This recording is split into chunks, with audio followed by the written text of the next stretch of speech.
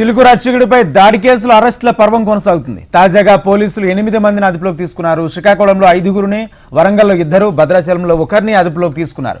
దీంతో ఈ కేసులో ఇప్పటి వరకు అరెస్టుల సంఖ్య 14కు చేరింది. వారి నుంచి 2 కార్లను స్వాధీనం చేసుకున్నారు పోలీసులు. ఇదే అంశానికి సంబంధించి పూర్తి సమాచారం మా ప్రతినిధి అమర్ అందిస్తారు. అమర్, చిలుకూరు బాలాజీ టెంపుల్లో ప్రధాన అర్చకుడైనటువంటి రంగరాజన్ పై జరిగిన దాడి ఘటన నేపథ్యంలో ఇప్పటికే పోలీసులు కేసును వేగవంతం చేశారు. రామరాజ్యం పేరుతో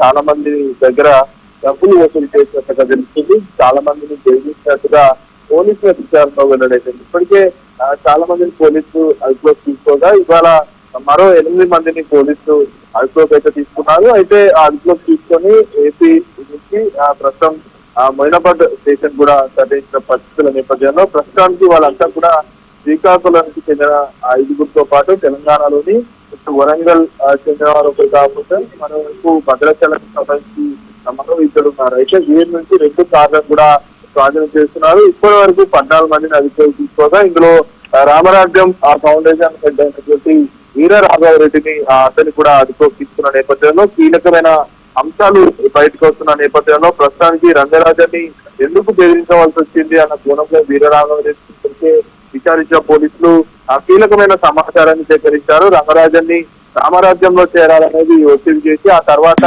రంగరాజాన్ని చూసి చాలా మంది విఐపీల వద్ద డబ్బులు వసూలు చేసేందుకు ప్రస్తుతం సిద్ధమైన నేపథ్యంలో మొత్తం ఈ ఓవరాల్ ఎపిసోడ్ కు సంబంధించి ఇప్పటి వరకు 2 కార్లను సీజ్ చేయడంతో పాటు 14 మందికి కాస్త అరెస్టుల సంఖ్య వచ్చిందని చెప్పుకోవచ్చు. ఇంకా అరెస్టులు కొనసాగుతూనే ఉంటాయి. రామరాజ్యం పేరుతో చేసే కార్యక్రమాలన్నీ కూడా ఇల్లీగల్ అంటూ కూడా ఇప్పటికే పోలీసులు ఒక హెచ్చరికలు కూడా జారీ చేసిన నేపథ్యంలో ప్రస్తుతానికి 14 మందిని పోలీసులు అదుపులోకి తీసుకున్న పరిస్థితులు అయితే ఉన్నాయి.